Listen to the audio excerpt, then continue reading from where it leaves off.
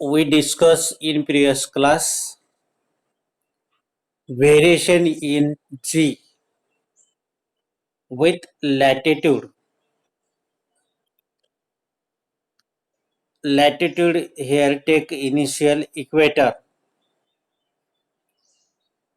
मग त्या इक्वेटर पासून उत्तर ध्रुवात आपण एक पी पॉइंट घेतला होता आणि त्या पी पॉइंट या ठिकाणचं आपण एक्सप्रेशन काढलेलं आहे. म्हणजेच आपल्याला एक्सप्रेशन काय मिळालं तर finally expression we determine in next page G dash is equal to G minus R omega square cos square theta असा हा इक्वेशन आपल्याला भेटलेला आहे. म्हणजेच as the value of the theta increases म्हणजे कॉस थीटाची किंमत डिक्रीज होते आणि g dash will be increases as well as we moving away from equator to towards pole. जसं जसं आपण अँगल डिक्रीज करत जाऊ तसं आपल्याला acceleration due to gravity g dash at पोलकडे जाताना इक्वेटर पासून पोलकडे जाताना इन्क्रीज दिसते. मग त्यानंतर काही आपण केसेस पाहणार आहोत. इथपर्यंत काल झालेलं आहे. स्पेशल केस पाहणार आहोत. या ठिकाणी special case at equator theta equal to 0. थीटाची किंमत जर 0 घेतली म्हणजेच कुठे ॲट इक्वेटरला. फॉर एक्झाम्पल पहा इथे इक्वेटर आहे.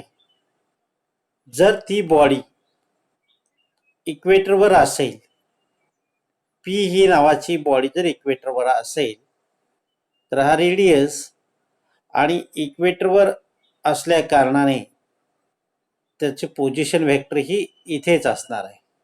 म्हणजेच या ठिकाणी ॲट ओरिजिनला अँगल 0 असणार आहे. मग इन केस जसं जसं अँगल वाढत जाईल असा अँगल वाढत जाईल तसं तसं जी डॅशची किंमत वाढत जाईल. ॲक्सेलरेशन ड्यू टू ग्रॅव्हिटी वाढत जाईल आणि एक वेळ इथे जर आली पोल या ठिकाणी तर या ठिकाणचा अँगल 90 डिग्री असणार आहे. मग या ठिकाणी जास्त असणार आहे म्हणजे कॉस 90ची किंमत ही जास्त असणार आहे. तर या कारणाने या ठिकाणी ॲट इक्वेटरला थीटा इक्वल टू 0 जर असेल तर कॉस 0ची किंमत काय येणार आहे 1 येईल आणि 1 आल्या कारणाने या ठिकाणची व्हॅल्यू म्हणजे हा इक्वेशन कसा होईल तर हे 1 होईल गुणिले होईल याच्याशी. म्हणजेच आपल्याला g dash is equal to g minus r omega square म्हणजे g is the normal acceleration due to gravity मधून ही किंमत वजा होणार आहे. ही किंमत म्हणजे कोण आहे R be the radius of the earth. Radius of the earth हे गिवन 6.4 into 10⁶ मीटर आणि omega is the angular velocity आणि दॅट्स अँग्युलर व्हेलॉसिटीचा फॉर्म्युला आपल्याला माहिती आहे 2π/t. म्हणजे अँग्युलर व्हेलॉसिटी म्हणजे पृथ्वीची स्वतःभोवती फेरी होणे, पूर्ण फेरी होणे 2π/T. 2π म्हणजे कम्प्लीट 1 रोटेशन, पूर्ण एक रोटेशन झालेलं आहे म्हणजे 360 डिग्री अँगलमधून फिरून आलेलं आहे. मग कम्प्लीट 1 रोटेशन म्हणजेच 1 डे मग एका दिवसामध्ये तास किती असतात? 24. मग एका तासाचे मिनिट किती असतात? 60. आणि एका मिनिटाचे सेकंद किती असतात? 60.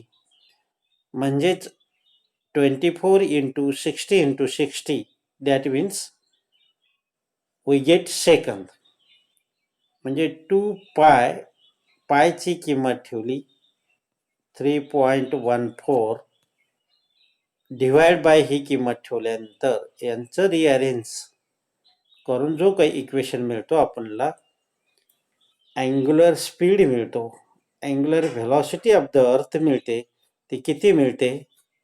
इनके 7.275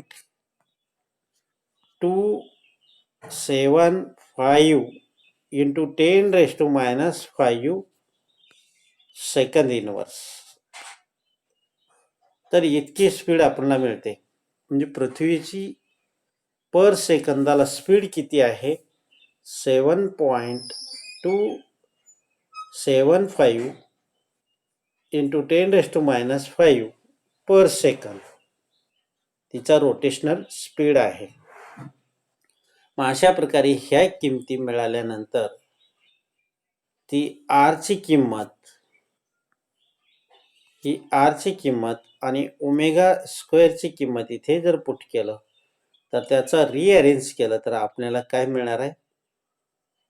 जी minus g dash is equal to we get 0.03386 metre per second square हा रिड्युस्ड कमी झालेला acceleration due to gravity at pole या ठिकाणचा मिळणार आहे. म्हणजे सरासरी आपला जो main acceleration due to gravity आहे त्याच्यातला हा एवढा रिड्यूस होतो, कमी होतो. अशा प्रकारे acceleration due to gravity at इक्वेटरवर एवढा कमी आहे to the compare of the pole. म्हणजेच हे इक्वेशन कसं केलेलं आहे? हा जी डॅश हे इकडे आणला, जी मायनस जी डॅश, आणि हे R plus R omega square हे दुसऱ्या बाजूला घेतलं म्हणून प्लस झालं. म्हणजे हा इक्वेशनचा रिअरेंज कसं केलेला आहे? इन केस हा जी इथेच ठेवला, जी मायनस जी डॅश घेतला इकडे या साईडला, आणि याची साईड दुसऱ्या बाजूला घेतली म्हणजे आर आर ओमेगा स्क्वेअर असं घेतलं, आर ओमेगा स्क्वेअर. अशा टाईपचं हे रिअरेंज करून या किमती आतमध्ये ठेवल्यानंतर आपल्याला काय मिळालेलं आहे? तर effective acceleration due to gravity is minimum at equator.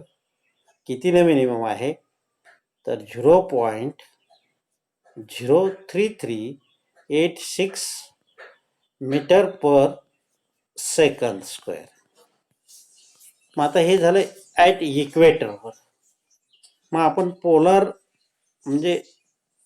Polar या ठिकाणी बघूया काय असेल. ॲट पोल थीटाची किंमत काय राहील? 90 राहील. म्हणजेच इथे ॲट पोल या ठिकाणी जर हा पॉइंट, हा ऑब्जेक्ट ॲट पोल या ठिकाणी गेला तर त्याचे अँगल काय होईल? म्हणजे इथे राहायचा तो या ठिकाणी गेला तर या ठिकाणी पी हा गेल्यानंतर इथे 90 अँगल होईल. आणि कॉस 90ची किंमत काय? कॉस 0ची किंमत आपण आता बघितली 1 होती. कॉस 90ची किंमत 0 असणार आहे. मग आता ती 0 किंमत या इक्वेशन मध्ये जर पुट अप केलं तर काय होईल? त्याच वरच्या इक्वेशन मध्ये जर पुट अप केलं, हा वरचा इक्वेशन मध्ये पुट अप केल्यानंतर g dash is equal to g minus r omega square cos square theta.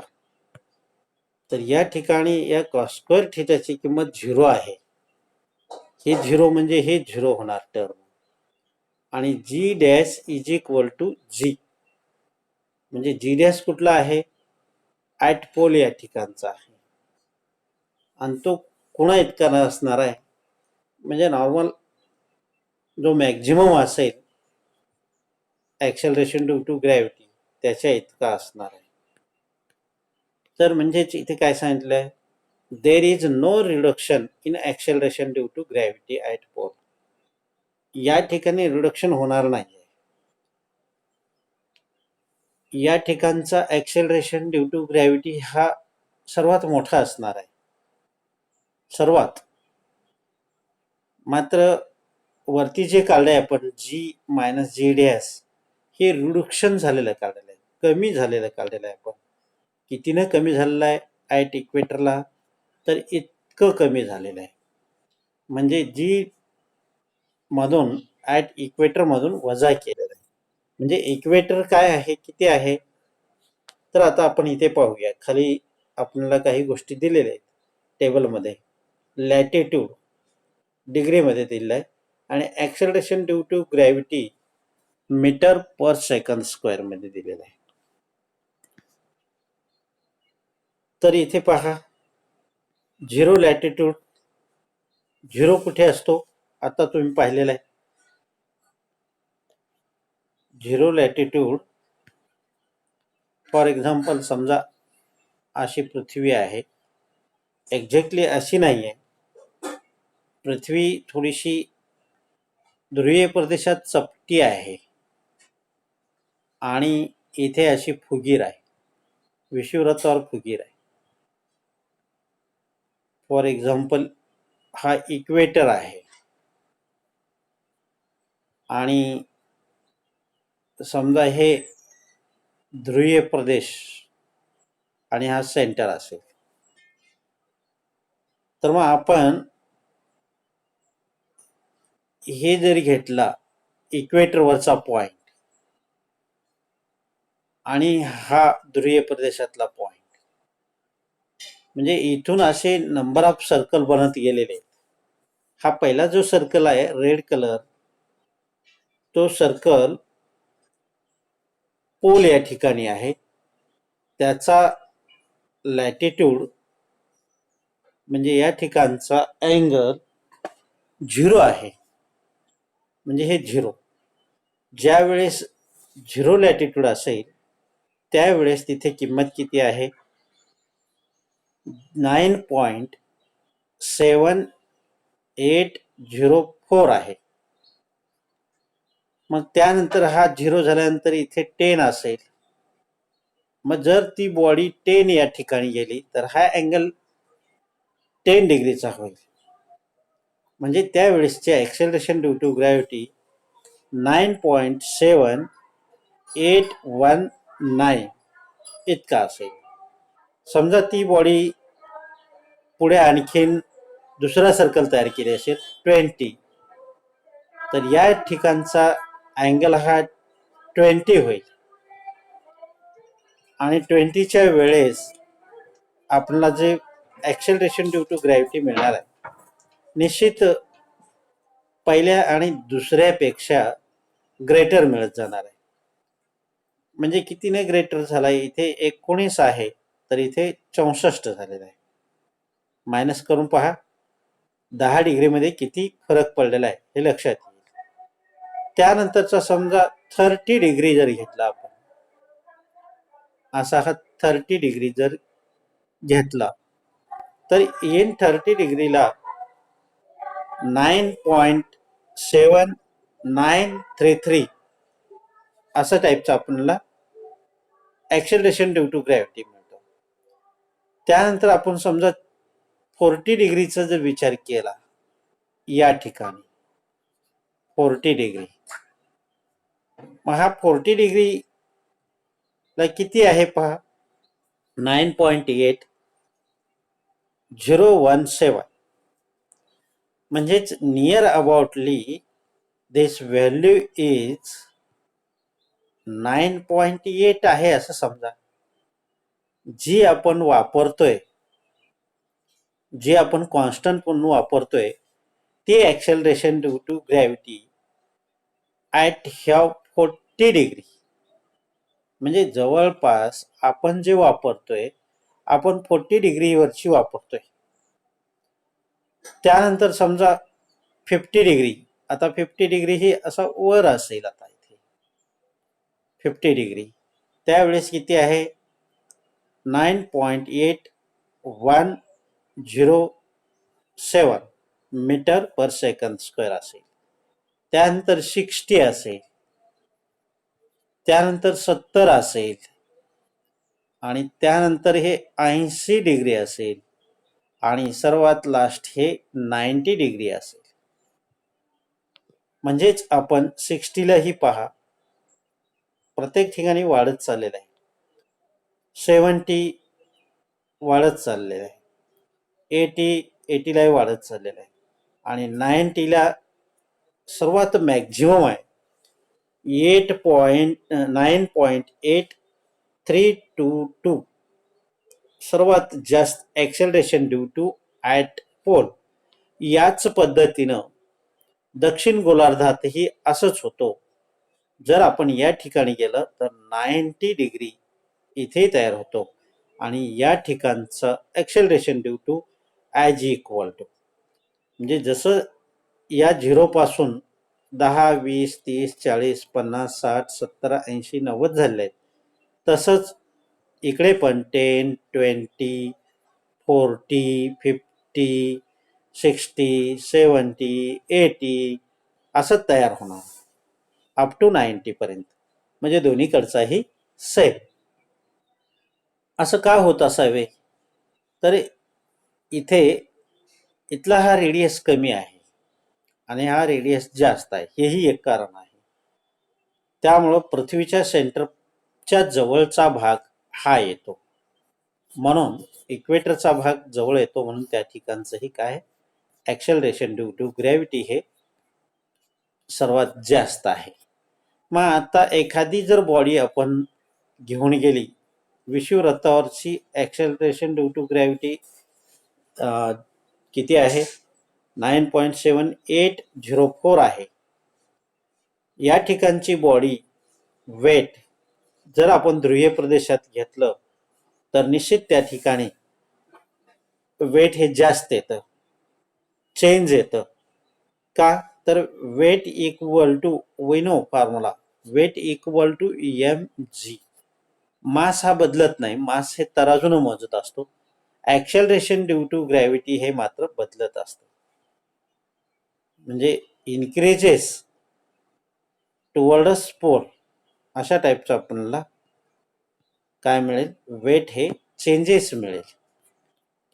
तर हे झालं कालच्या एक्सप्रेशनचे आपण केसेस बघितले, इम्पॉर्टंट केसेस बघितले, आणि त्यावरून व्हेरिएशन ऑफ जी विथ लॅटिट्यूडचं बघितलं. आपण यापूर्वी व्हेरिएशन विथ हाईट बघितलं, डेप्थ बघितलं, आणि आता लॅटिट्यूड बघितलं, वेगवेगळ्या ठिकाणचं किती असू शकतं. Next thing here taking effect of the shape of the earth. पृथ्वीच्या शेपचा इफेक्ट काय होतो, effect of the shape of the earth म्हणलेलं आहे. म्हणजे पृथ्वीच्या शेपचा काय परिणाम होतो. आता पृथ्वीचा शेप कसा आहे आता तुम्ही पाहिलेला आहे, परत इथे तुम्हाला डायग्राम काढून दाखवतो. पृथ्वीचा शेप कसा आहे, असं ध्रुवीय प्रदेशात थोडीशी चपटी आहे, म्हणजे एक्झॅक्ट गोल नाही आहे, सफरचंदासारखी आहे, अशा टाईपचे.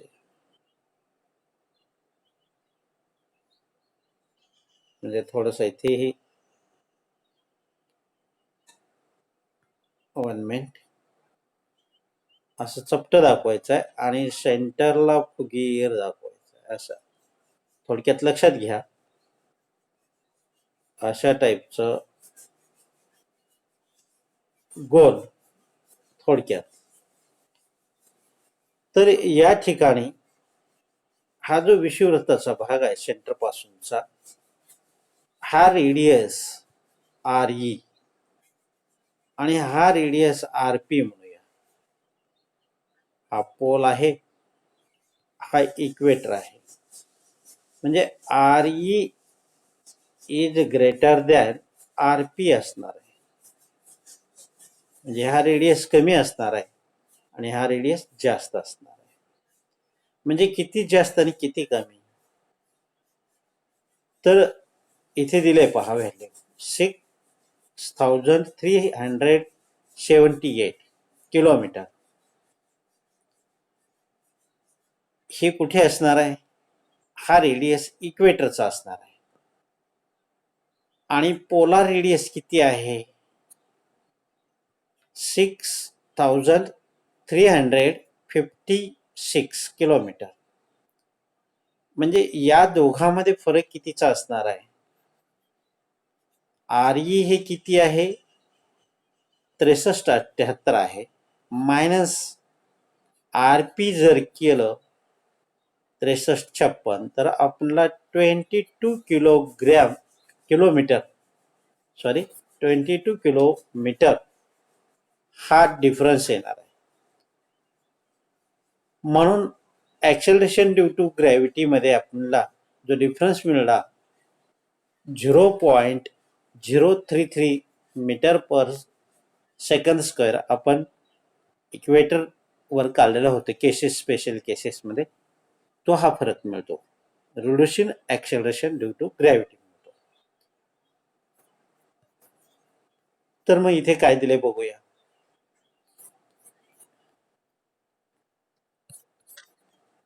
हा, in case effect of shape of the earth, शेपचा इफेक्ट काय होतो हे आपण आता थोडक्यात बघितलेलं आहे.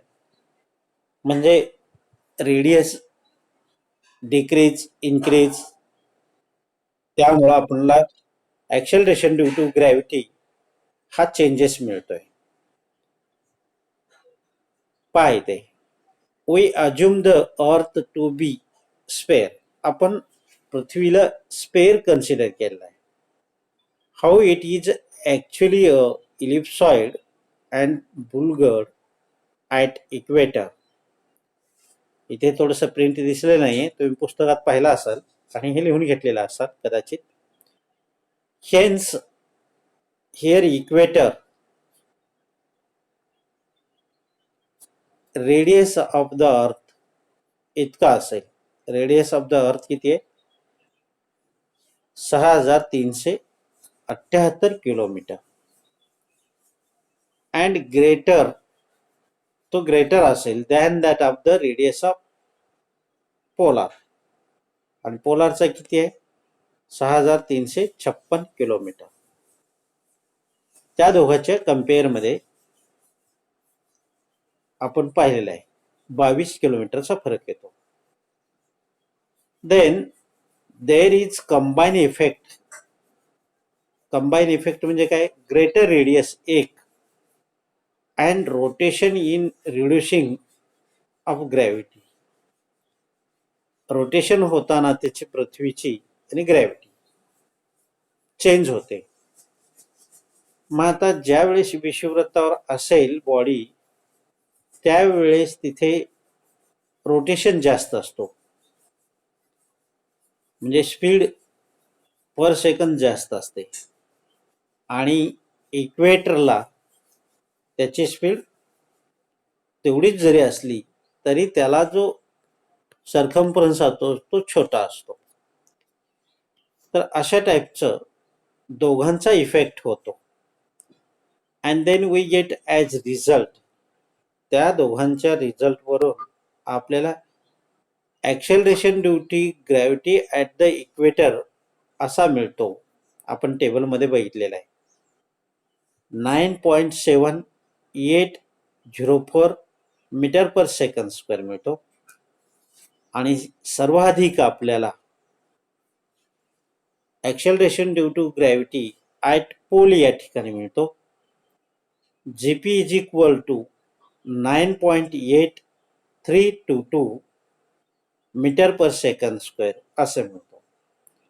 मग आता त्याचा परिणाम निश्चित कशावर होतो? या साईजचा परिणाम वेट ऑफ द बॉडीवर होत असतो. वेट ऑफ द ऑब्जेक्ट और body can be changes on the earth surface. म्हणजे acceleration due to gravity changes झाली की वेट चेंजेस होते. काय weight equal to m g आहे. जीची किंमत जशी जशी बदलत जाईल तशी तशी वेट बदलत जातो. पुढचा point, weight of an object is the force will be earth attract that object. पहा, वेट म्हणजे काय आहे? वेट ऑफ द ऑब्जेक्ट म्हणजे काय? पृथ्वीचं फोर्स त्या बॉडीला अट्रॅक्ट करतं. The force will be earth attract that object. त्या ऑब्जेक्टला अट्रॅक्ट करणार फोर्स पृथ्वीचं त्याच्यावर कार्यरत करतं. Thus, W is equal to mg, where m is the mass of the object and g is the acceleration changes with latitude. हा फरक पडतो, कमी जास्त होतो. आणखीन आपल्याला माहिती आहे, this weight can be changes latitude. जसं पृथ्वीच्या सरफेस पासून हाईट वाढवत जाऊ तस म्हणजे तसंच इथेही बदल होत जातो. आणि अक्षवृत्त म्हणजे विषुववृत्तापासून जसजसं आपण ध्रुवीय प्रदेशाकडे जाऊ तसेही वेट चेंजेस होत जातो. Weight also changes of the object is minimum at equator. पृथ्वीच्या सरफेसवर सर्वात कमी वेट कुठं असेल तर इक्वेटरवर असेल. सर्वात जास्त कुठे असेल तर तो कुठे असेल? पोलार या ठिकाणी, ध्रुवीय प्रदेशात. आणि त्यानंतर आपण weight also reduce in the height and depth. Depth जसं जसं आपण इन्क्रीज करत जाऊ, आतमध्ये वाढवत जाऊ, तसं तसं ॲक्सेलरेशन ड्यू टू ग्रॅव्हिटी कमी होत जाते. म्हणजे त्या बॉडीचा वेट कमी होत जातो. आणि जसं जसं इन्क्रीजिंग हाईट करू आपण, पृथ्वीच्या सरफेसपासून जसं जसं उंचीवर जाऊ तसं तसं ॲक्सेलरेशन ड्यू टू ग्रॅव्हिटी कमी होत जाईल आणि आपलं वेटही कमी होणार. तर फक्त सर्वात जास्त वेट कुठे भरेल तर ध्रुवीय प्रदेशात, आणि बाकी ठिकाणी कमी कमी होत जाणार आहे. आणि ध्रुवीय प्रदेशाच्या खालोखाल विषुववृत्तावर, त्याच्यानंतर ॲट हाईट आणि ॲट डेप्थ हे कमीच भरणार आहे. म्हणजे ॲक्सेलरेशन ड्यू टू ग्रॅव्हिटी कमी होत जाणार आहे. म्हणजे हे आपण जे पाहिलं पृथ्वीच्या सरफेसवरचं बदल, विषुववृत्त आणि पोलार, हे सी लेवलचा विचार केलेला आहे. म्हणजे कुठल्या असं जमीन लेवलचा विचार केलेला नाही. समुद्र सपाटीवरचं पाण्याच्या उंचीवरून कन्सिडर केलेलं आहे. अन्यथा आपण पाहतो तळ्यामध्ये, गावदेवीकडे जर पाहिलं तर अति खोल आहे आणि तळात किल्ल्याकडे पाहिलं तर अति उंच आहे. जवळपास 1 ते 1.5 किलोमीटरचा फरक पडू शकतो. अशा एवढ्या दऱ्या आणि उंचवटे डोंगर आहेत. यामध्ये निश्चित फरक पडेल, थोडाफार फरक पडणारच. म्हणून हे फरक पडू नये म्हणजे सी लेवलचा आपण हाईट म्हणजे रेडियस असं उपयोग केलेला आहे. अशा टाईपचा हा आर्टिकल इथे दुसऱ्या भागामध्ये संपतो. पहिल्या भागामध्ये आपण त्याचं एक्सप्रेशन काढलं. आजच्या भागामध्ये आपण त्याचे केसेस आणि दुसरा point effect of the shape of the अर्थ असं बघितलेलं आहे. उद्याच्या भागामध्ये आपण gravitational potential and its potential energy हे पाहणार आहोत.